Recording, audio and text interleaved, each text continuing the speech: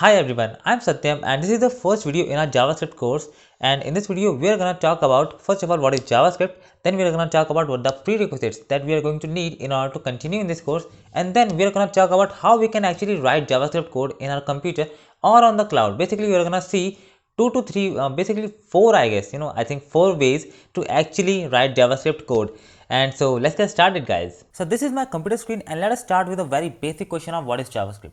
So guys, JavaScript is a language for web. Okay, it is simply a programming language that has evolved a lot over the 25 years, and it is a language that literally powers everything in the web. So JavaScript is everywhere. Okay, it is in the browser, it is on the servers also right now, and there has been a lot of improvement in this language. But what actually is it, right? Why was it actually created? So guys, around 25 years ago, when the web was actually very new, when the internet was very new, we did not really had websites like this. Okay, this is a very advanced website. There's a lot of things going on here. Okay, so this is a very advanced website and there is a lot of interactivity also here. So websites did not really actually look like this. Okay, websites were like just a bunch of plain HTML links and text. Okay, and those websites were like horrible compared to today's websites, which are like really awesome. Like if I just open up the Google Chrome, okay, I just open up the Google basically. Okay, so if I just go here, and as you can see here guys, that this is a website which is very smooth. Okay, so if I start typing anything here, okay, for example, how to make, and as you can see guys, that there are a lot of things that has been recommended to me, right? This was not possible in 90s. Okay, this is happening because the Google website is actually sending data about what I'm writing here to the servers, and the server are sending data back about what I might want to write here, and those suggestions are actually being shown here. Okay, so if I just write here like something like potato. Okay, potato. So what Google website is doing right now, it is sending this data to the server, and the servers are basically guessing what I might want to search for, and they are giving me suggestions. Okay, they are sending back the suggestions to the website here, and the website is now displaying the suggestions to me. This was not possible in 90s era. Okay, at that time websites were just a bunch of plain text HTML. So if you wanted to do anything, if you want to make any changes in the website, you literally had to refresh the entire page to actually see the changes. But that is no longer the case using JavaScript. So JavaScript was first created to provide this kind of interactivity. Okay, this any kind of interactivity that can be given to a website is given by JavaScript, and this is the sole reason JavaScript was kind of invented. Okay, when the web browser like Google Chrome, basically at that time Google Chrome was not there. I think there was Netscape and other web browsers like Internet Explorer. When these things came around, the JavaScript of course was developed to give more and more interactivity to the websites, because for how long were we gonna just use HTML and CSS just to give static websites to people and have no interactivity. Right now we do a lot of things on web. Okay, we just go ahead and watch videos, we do social media, right? At that time there was nothing to do. Okay, there was just a plain simple HTML website that were used to simply consume information. Okay, literally information. There was no interactivity. You could not like the post of a person. There was no post actually at that time. Okay, there was just no technology to make that happen, and JavaScript was created in response to this need. Now there's been like 25 years. Okay, and a lot has changed in JavaScript. Okay, it started out as a very small language, as a very basic language, but now it has been evolved a lot. Okay, there are a lot of tremendous in fact use of JavaScript. JavaScript is used in web. JavaScript is used in Unity engines, like basically game engines to create games. JavaScript is used on the server side also. Like for a very long time JavaScript was just used in the browsers and for the website. Now we are literally making servers using JavaScript. So there is a lot of potential, there is a lot of fields that you can explore if you just learn JavaScript, and there is literally a lot. In fact, you are making web applications, not just web applications like native Android and iOS application using something like a React Native. Okay, so if you just search for React Native, okay, and you go here, and this thing uses like ES6 version of JavaScript to create native applications for mobiles, okay, like literally native applications. And so as you can see guys, that this is the power of JavaScript, okay. So JavaScript is literally everywhere, okay, everywhere. You can make pretty much anything you want using JavaScript. There's a lot of support, okay. So I hope I have answered the question of what is JavaScript. It is a programming language, okay. It is a programming language that has been evolving even today also. There's lots and lots and lots more applications that are being researched on, okay. Next.js and all of this stuff is coming directly from JavaScript. So this is what JavaScript is, okay. So now let's move on to the next thing that we are going to discuss, and that is what are the prerequisites of this course, okay. So in this course we are going to do a lot of things about JavaScript, and there are some prerequisites that you must know, okay. So first of all, we are going to focus on JavaScript from a web development standpoint, okay. We are not going to focus on JavaScript from this standpoint, okay, for creating applications, for creating native applications. We are not going to do that, okay, because that stuff requires a lot more things. Now, so what we are going to do in this course? Well, first of all, we are going to use HTML and CSS to create GUI, graphic user interfaces, okay. So you must learn HTML, okay, that you can easily learn. You know, it is very simple language, okay, and you don't have to be an expert in it, okay. Please don't try to be an expert in HTML or CSS, because these two languages are always changing, and you will always keep on learning, you know, new things. Don't try to be an expert because things are always changing. So you need to learn HTML and CSS, okay. You must have these things with you, okay, and believe me guys, it will be worthwhile to learn these two things, okay. Just learn them, and they're gonna give you a lot of things, because even in things like React Native, you are actually using HTML and CSS here also, okay, to create the GUI. So just learn the HTML and CSS. So these are the two technologies basically that you need to learn, okay, or you must have already in order to continue in this course.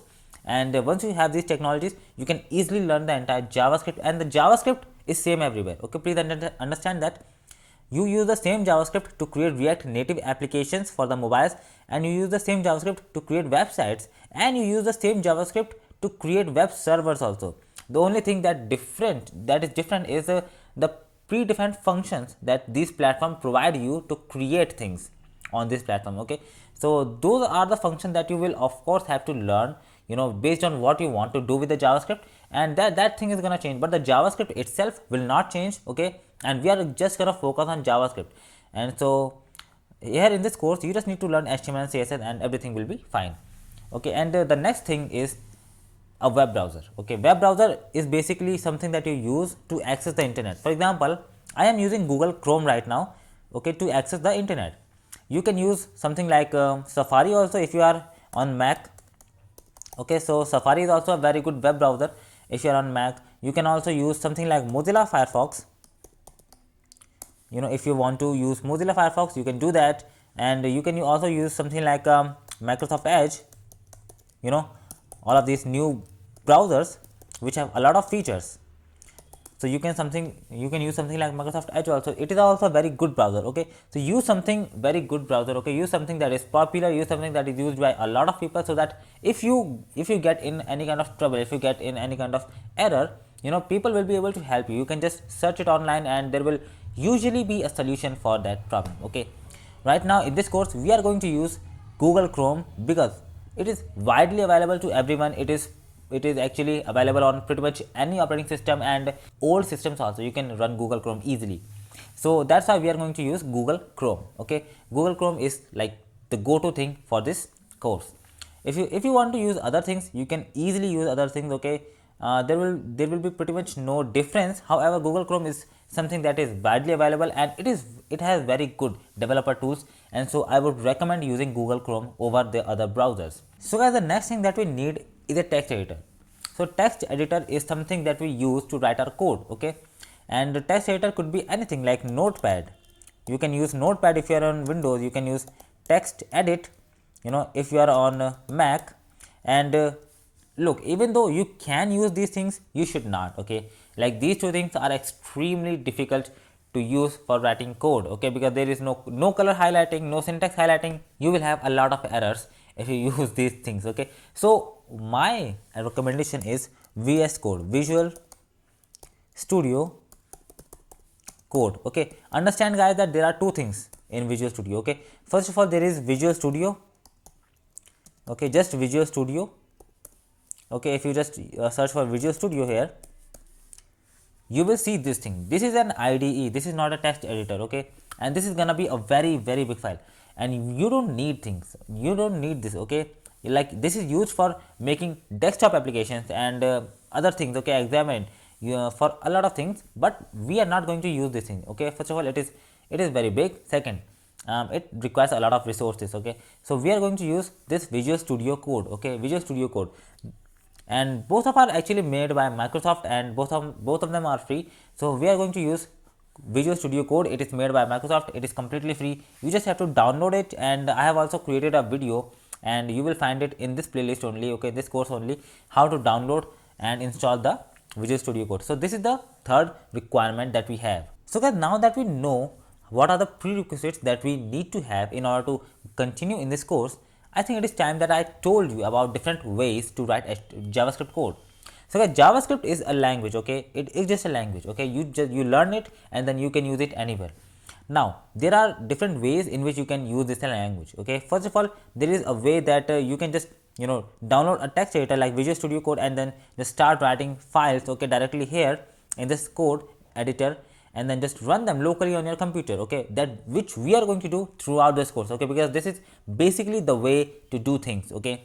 However, there are other things also, okay. For example, you have a lot of different platforms that you can use. So now we are going to look at those platforms. So first one is Codepen, okay. So if you just go for Codepen, and it is a pretty good website, okay, it is a very good website. It is used for front end, okay, to create front end things, and basically guys, these platforms are used so that we don't have to build things on our own computer, okay. These platforms are used so that we can collaborate with other people, okay. We can basically write code online, okay, in these platforms, and the same code will be available to everyone, okay, to anyone that you want to incorporate in your project, okay. So of course guys, there is pricing plans to these things, okay, and this is not a sponsored video, okay. Just know that this is not a sponsored video. I just want you to know that you have a lot of options, okay. So if you just click here on start coding, okay, so I just clicked here, and here you can see that there is a complete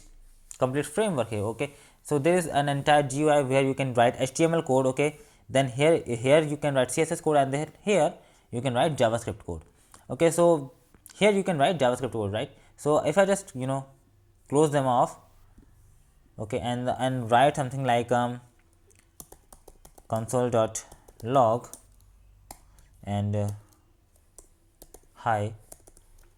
So if I just write it here, and okay, so now this basically is working, okay guys. So as you can see here that now we have this hi written, okay. So like this is here, okay, this is the output, okay, this is the output here in the bottom of the screen, okay. So you can write the code here also, okay. All of the things that we are going to discuss in this course, you can easily write the JavaScript here, and then the CSS here in this box, okay, and then you can write the HTML here in this box, and then simply just let this thing run, okay. You don't have to click any button to run the code, it will run automatically here, okay. So this it can be used, okay. This is actually used a lot in different places, okay. It is something that people use for collaboration. People can work on the same code, okay, from different computers around the globe, okay. That's why it is so useful, because code is not on your machine, it is literally stored in the cloud, and people can access it, okay, in your team, okay. So that it is very useful for that. And then there is another platform also called CodeSandBox.io, okay. So CodeSandBox.io, okay. All of the links will be in the description, guys. I will provide all of these links in the description, and you can just go ahead and check out these places, okay. These are extremely well built things, okay. They are very good, okay, and you can do a lot here, okay. This CodeSandBox.io this is a very good thing. Okay, you can do a lot of things here. You can work on React, you can work on JavaScript, you can work on Vue, Angular, HTML5, and like a plethora of different things. Like you can also work on vanilla TypeScript, you can work on CodeBox Next, and you can work on CodeSandBox Next, sorry, and you can work on something like Blitz.js. Okay, Blitz-js. I don't know what that is.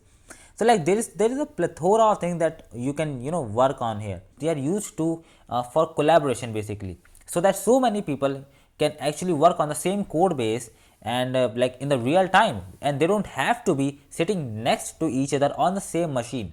And so this is extremely efficient from my perspective. And there are a lot of technology that you can use in CodeSandbox. You could not use these technologies in here in Codepen, because Codepen is something that is like completely front end. Okay, it only supports HTML, CSS, and JavaScript, and not anything like beyond that.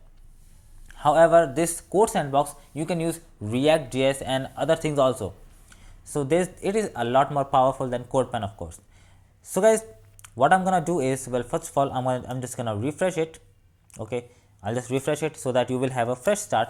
So you just have to come to the codesandbox.io, and here you will have options. Okay, you can of course see the entire website, which is very beautiful, but here on the top you have options of JavaScript. Here this JS is JavaScript, vanilla JavaScript. Okay, if you click here, okay, then this thing opens, and here you have this project folder. Okay, there, this is where all of your index.js, all of your HTML, CSS, and JavaScript files will be placed. And so whatever we are going to do in our code, okay, in our Visual Studio Code, you can do all of that here also, okay, easily, without actually creating any files in your own computer. You can just write things here, and as you can see here that we have this stuff.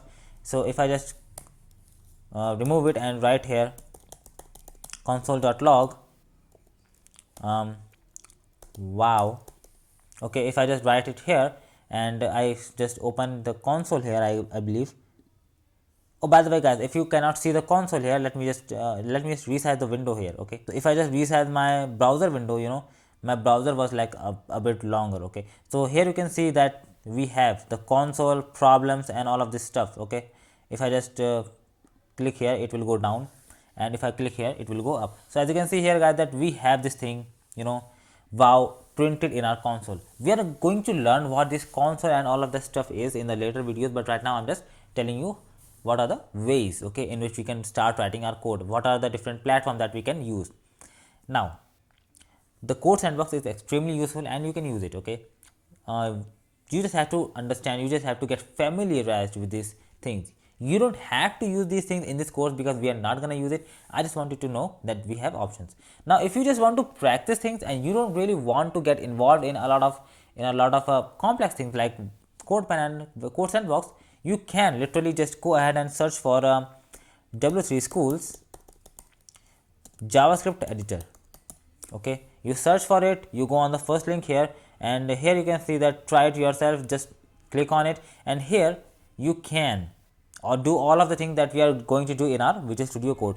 So I can just remove it here, remove it from here. Okay, and then I can just write like whatever I want. Okay, so I think console will not work here. Okay, console is not gonna be working here. I don't see any option for console, so I'm just gonna write something here. Okay, so the value of that, right, I will just remove it here from here and write something of my own. Okay, this is the like JavaScript editor. Okay, so if I just click on run here, now my JavaScript code actually ran, and here you can see, we can see the output.